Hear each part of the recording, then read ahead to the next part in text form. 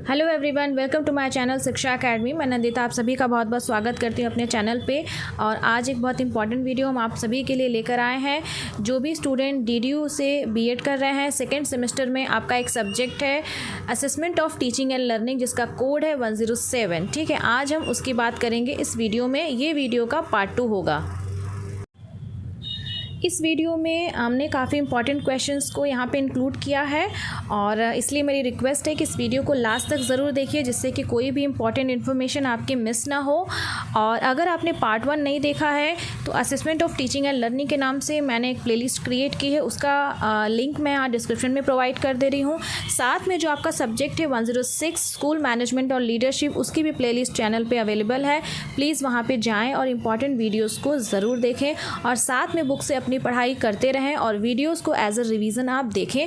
और अगर आपको अच्छा लग रहा हो वीडियो तो आप इसको वन लाइनर के फॉर्मेट में वीडियो को देखते हुए आप अपने नोट्स भी बना सकते हैं। ठीक है, क्योंकि जैसा कि मैं हर वीडियो में बताती हूँ कि जितनी तरह की स्किल्स के आप यूज़ करते हैं उतना ही बेहतर आप अच्छा परफॉर्म कर पाते हैं। जैसे कि LSRW, listening, speaking, reading, writing. ठीक है, तो जैसा कि वीडियो आप देख रहे हैं तो आप रीड कर रहे हैं, उसके बाद आप लिसन कर रहे हैं, अगर आप नोट्स बनाते हैं तो राइट कर रहे हैं। तो you are using 3 skills at a time. तो चलिए इस वीडियो को शुरू करते हैं।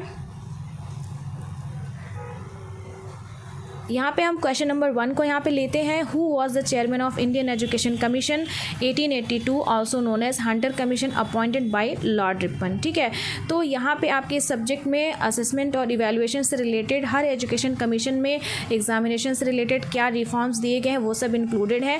बट स्टिल ये क्वेश्चन रेलिवेंट है। रेलिवेंट इसलिए है क्योंकि ये काफ़ी इंपॉर्टेंट है और इस तरह के क्वेश्चन आपको इस सेशन में भी देखने को मिल सकते हैं। ठीक है, अब इसी क्वेश्चन से कई सारे क्वेश्चन बनाए जा सकते हैं। क्वेश्चन नंबर 1, कौन से एजुकेशन कमीशन को हंटर कमीशन बोला जाता है? तो आपका आंसर होगा इंडियन एजुकेशन 1882। ठीक है, दूसरा क्वेश्चन, इंडियन एजुकेशन कमीशन 1882 को और किस नाम से जाना जाता है? हंटर कमीशन के नाम से जाना जाता है। फिर दूसरा क्वेश्चन बन सकता है कि तीसरा क्वेश्चन बन सकता है कि हंटर कमीशन कब आया? 1882 में आया। ठीक है, और जैसा कि ये क्वेश्चन फ्रेम किया गया है कि भाई लॉर्ड रिपन के द्वारा नियुक्त भारतीय शिक्षा आयोग 1882 के अध्यक्ष कौन थे? तो विलियम हंटर थे। यहाँ पे सही ऑप्शन ये है। तो बेसिकली एक क्वेश्चन से आपके 4-5 क्वेश्चन इजीली बनाए जा सकते हैं, इसलिए मैंने यहाँ एक क्वेश्चन में आपको एक साथ बता दिया सो दैट कि बहुत ज़्यादा आपका टाइम वेस्ट ना हो। ठीक है, नेक्स्ट क्वेश्चन की तरफ आगे बढ़ते हैं।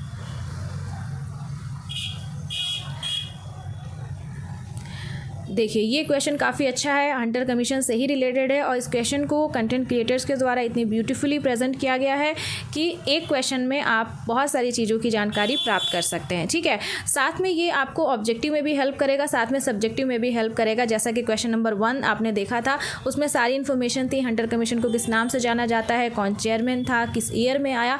हंटर कमीशन से रिलेटेड अगर क्वेश्चन आता है तो आप ईजिली इस वीडियो से हेल्प लेकर के आप लिख सकते हैं। ठीक है, अब यहाँ पे रिकमेंडेशंस की बात की गई है कि हंटर कमीशंस ने क्या रिकमेंडेशंस दिए थे, तो यहाँ पे all of the above option सही है। अब देखिए क्वेश्चन, यहाँ पे पॉइंट नंबर 1 देखिए, curriculum should be framed according to local needs. अगर सब्जेक्टिव में क्वेश्चन आता है कि भाई हंटर कमीशन के बारे में आप लिखिए कि क्या क्या रिकमेंडेशंस थे, तो यहाँ पे आप लिख सकते हैं। यहाँ पे कीवर्ड को याद रखना बहुत ज़रूरी है। यहाँ पे लिखा गया है कि जो लोकल नीड्स हैं उनके हिसाब से करिकुलम को फ्रेम करना चाहिए, राइट। फिर उसके बाद देखिए यहाँ mother tongue should be the medium of instruction at the primary stage. Keyword याद रखिए हमेशा। ठीक है, जो आपका प्राइमरी स्टेज है, जो प्राथमिक स्तर है, वो आपका कीवर्ड है कि वहाँ पे मदर टंग आपकी यूज़ होनी चाहिए। अब पॉइंट नंबर 3 देखिए, the commission indirectly supported English as the medium of instruction at secondary stage.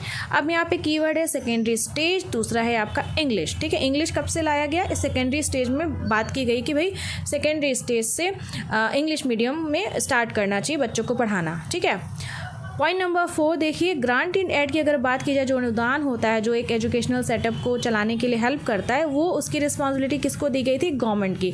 तो यहाँ पे बेसिकली 4, यहाँ पे 1 2 3 4 रिकमेंडेशंस इस क्वेश्चन में इंक्लूड किए गए हैं, राइट।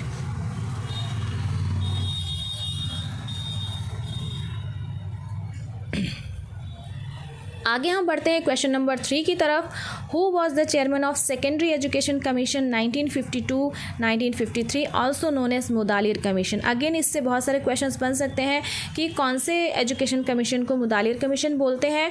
तो आंसर होगा सेकेंडरी एजुकेशन कमीशन 1952-1953। ठीक है, उसके बाद second question, secondary education commission 1952-53 को क्या बोलते हैं? मुदालिर कमीशन बोलते हैं। ठीक है, और यहाँ पे क्वेश्चन फ्रेम किया गया है कि भाई मुदालिर कमीशन के चेयरमैन कौन थे, अध्यक्ष कौन थे? तो डॉक्टर A.I. मुदालिर थे इसके कमीशन के अध्यक्ष। ठीक है, इसका आप कॉपी में नोट्स भी बना सकते हैं। और एजुकेशन कमीशन से रिलेटेड B.Ed सेमेस्टर 1 क्लास की प्लेलिस्ट है, अगर आपको फिर से रिवीजन करना है तो सेकेंड सेमेस्टर 1 में मैंने काफ़ी कमीशंस को मतलब इंक्लूड किया था प्रॉपर। मुदालिर कमीशन से कम 5-6 क्वेश्चंस बनाए थे हर कमीशन के, तो उनको आप ज़रूर जाके देखिए। और सब्जेक्ट आपका है कंटेम्प्रेरी इंडियन एजुकेशन, वो फोल्डर में भी जाके आप वहाँ देख सकते हैं, रिवीजन कर सकते हैं, क्योंकि ये बहुत ही ज़्यादा इंपॉर्टेंट है। आपको मैं बता दूँ, कभी फ्यूचर में आप एमएड वगैरह का एंट्रेंस भी देंगे ना, उसमें भी कमीशन से तो क्वेश्चंस पूछा जाता है। नेक्स्ट क्वेश्चन की तरफ बढ़ते हैं। नेक्स्ट क्वेश्चन अगेन आपका यहाँ पे जैसा कि क्वेश्चन नंबर 3 फ्रेम किया गया है, it is really beautifully framed bye content creators, और बिल्कुल हायरार्की में इसको फ्रेम किया गया है। अब देखिए यहाँ नेक्स्ट क्वेश्चन है, यहाँ पे अगेन रिकमेंडेशंस की बात हो रही है। किसकी बात हो रही है? मुदालिर कमीशन के रिकमेंडेशंस की बात हो रही है। सॉरी फॉर बैकग्राउंड नॉइस, ठीक है, प्लीज़ अवॉइड इट। तो यहाँ पे भी सारे ऑप्शन सही हैं आपके। ठीक है, बीच बीच में चेक करना पड़ता है कहीं वीडियो पॉज ना हो गया हो, क्योंकि अभी मैंने थोड़ी देर पहले 3 मिनट का रिकॉर्ड किया और वीडियो सडन पॉज हो गया था एंड आई वाज स्पीकिंग। खैर यहाँ पे देखिए रिकमेंडेशन है यहाँ पे, और यहाँ पे ऑल ऑफ द अबव सही है। हम जितने भी 4 यहाँ पे पॉइंट है ये सारे सही हैं, तो एक बार एक एक करके हम लोग समझते हैं। पॉइंट नंबर 1 देखिए, जो आपका मुदालिर कमीशन है वहाँ पे मल्टीपर्पज़ स्कूल की बात की गई है। एमएड के एंट्रेंस मैंने जब प्रिपरेशन कर रही थी मैं, तो उस टाइम पे ये क्वेश्चन था कि मल्टीपर्पज़ स्कूल की बात कौन से एजुकेशन कमीशन ने की थी। ऑप्शन दिया हुआ था मुदालिर, हंटर, राधा कृष्णन। ठीक है, तो यहाँ पे to open multipurpose schools according to the varying interest of student, तो मल्टीपर्पज़ स्कूल की बात किसने की थी? मुदालिर कमीशन में हुई थी। ठीक है, पॉइंट नंबर 2 यहाँ पे देखिए, agriculture should be made a compulsory subject for schools in village. ठीक है, तो यहाँ पे एग्रीकल्चर एक कीवर्ड है यहाँ पे कि भाई, और साथ में कंपल्सरी भी है कि कंपल्सरी इसको किया गया था। Commission suggested 7 groups of subject at secondary level, तो यहाँ पे 7 ग्रुप सब्जेक्ट की बात की गई थी कि भाई सेकेंडरी लेवल आते आते इतने ग्रुप्स होंगे। पॉइंट नंबर 4 देखिए, curriculum would be of 2 type, core curriculum and additional curriculum. Every student has to take 3 subject at the highest state out 7 group। तो यहाँ पे देखिए पॉइंट नंबर 3 में 7 ग्रुप्स की बात की गई कि भाई सेकेंडरी लेवल पे 7 ग्रुप्स होंगे, और पॉइंट नंबर 4 में बात की गई कि करिकुलम 2 तरह का होगा, कोर करिकुलम होगा, एडिशनल करिकुलम होगा। Every student has to take 3 subject at higher state out of, तो जैसे सेकेंडरी लेवल तक आपने कितना ग्रुप पढ़ा? सेकेंडरी लेवल तक आपने 7 ग्रुप पढ़ा, लेकिन जब आप हायर स्टेज में जाएंगे तो उसमें से आप कितना लेंगे? 3, उसमें से आप 3 सब्जेक्ट आप उसके बाद हर स्टूडेंट को वहाँ पे लेना होगा। तो ये इंपॉर्टेंट 4 रिकमेंडेशंस हैं। नेक्स्ट क्वेश्चन की तरफ बढ़ते हैं। यहाँ पे who was the chairman of Indian education commission 1964 also known as Kothari commission, तो यहाँ पे चेयरमैन DS कोठारी थे। और यहाँ पे भी क्वेश्चन फ्रेम किया जा सकता है कि भाई कौन से एजुकेशन कमीशन को कोठारी कमीशन बोलते हैं, तो Indian education commission 1964। Kothari commission कब आया? तो 1964 में आया। इस तरह से क्वेश्चंस आप खुद भी फ्रेम कर सकते हैं। नेक्स्ट क्वेश्चन की तरफ बढ़ते हैं, जिसमें फ्रेम किया गया क्वेश्चंस की रिकमेंडेशंस किसके हैं? कोठारी कमीशंस के 1964 के। यहाँ पे options all of the above सही हैं, राइट। तो यहाँ पे एक एक करके एक पॉइंट को देखते हैं। कोठारी कमीशंस के हिसाब से duration of general education should be कितना होना चाहिए? यहाँ पे 10 ईयर होना चाहिए। सामान्य शिक्षा की अवधि 10 वर्ष होनी चाहिए। Recommended providing free and compulsory education for children aged 6 से 14 साल के बच्चों के लिए एकदम कंपल्सरी और फ्री एजुकेशन। देखिए कंपल्सरी भी है, फ्री भी है, ये आप याद रखिएगा, free and compulsory. Commission recommended adopting a 3 language formula. अब देखिए 3 लैंग्वेज फार्मूला का हमेशा अक्सर क्वेश्चंस पूछा जाता है, ये फैक्चुअल क्वेश्चन है, बेसिकली डायरेक्ट पूछा जाएगा कि 3 लैंग्वेज फार्मूला की बात रिकमेंडेशन किसने दी पहली बार, तो आंसर होगा कोठारी कमीशन। नेक्स्ट पॉइंट देखिए, recommended 10+2+3 pattern for the first time India. अब देखिए यहाँ पे कीवर्ड क्या है, रिकमेंडेड नॉट इम्प्लीमेंटेड, ठीक है। ऑलवेज रिमेंबर, रिकमेंड मतलब बस बोला गया, इम्प्लीमेंट का मतलब इम्प्लीमेंट किया गया। जैसे अभी यूजीसी का एक नया नॉर्म आया है कि भाई 2 डिग्री आप एक साथ कर सकते हैं, it is a recommendation not implementation. उन्होंने हर यूनिवर्सिटी को बोला है कि ऐसा है, आप चाहें तो इसको इम्प्लीमेंट कर सकते हैं, ठीक है। तो ये अभी यूनिवर्सिटीज़ के ऊपर है कि वो इसको कब और कैसे इम्प्लीमेंट करती है या नहीं करती है। तो ये रिकमेंडेशन और इम्प्लीमेंटेशन में डिफरेंस है, इसको आपको समझना बहुत ही ज़्यादा ज़रूरी है, नहीं तो आप क्वेश्चंस में कंफ्यूज हो जाएंगे। क्वेश्चन पूछेगा कि कब रिकमेंडेशन दिया गया, अगला क्वेश्चन कब इम्प्लीमेंट किया गया, तो कंफ्यूज होने की ज़रूरत आपको बिल्कुल भी नहीं है, ठीक है। ओके अब नेक्स्ट, तो यहाँ पे all of the above questions option सही है।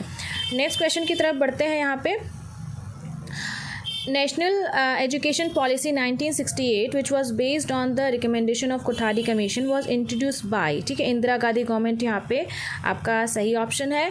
तो यहाँ पे कोठारी कमीशन से ही रिलेटेड है कि कोठारी कमीशन में जो भी रिकमेंडेशंस किए गए on the basis of that national education policy जो 1968 है वो that come into the picture, वो एक सामने आई। अगले क्वेश्चन की तरफ हम बढ़ते हैं। यहाँ पे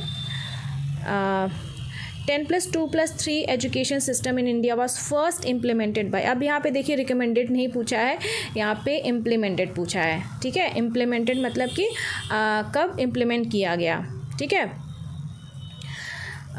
उसके बाद यहाँ पे देखिए इसका सही आंसर है न्यू एजुकेशन पॉलिसी 1968।